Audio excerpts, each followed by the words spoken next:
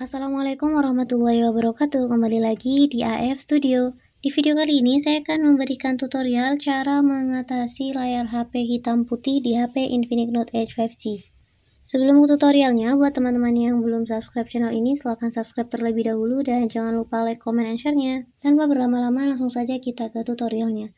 Nah teman-teman, ketika layar HP Infinix Note Edge kalian seperti ini, dia berwarna hitam putih, kalian bisa mengatasi dengan masuk ke pengaturan, kemudian di sini ada kesehatan digital dan kontrol orang tua. Lalu teman-teman bisa scroll ke bawah, di sini ada mode waktu tidur. Keterangannya dalam mode aktif teman-teman. Kita bisa ketuk dan di sini kalian bisa menonaktifkan untuk saat ini. Jadi faktor tampilan layar kita hitam putih salah satunya adalah dengan kita sudah mengaktifkan fitur mode waktu tidur. Kita nonaktifkan untuk saat ini dan selesai, tampilan layar HP kalian sudah normal kembali. Sekian video tutorial dari kami, selamat mencoba. Wassalamualaikum warahmatullahi wabarakatuh.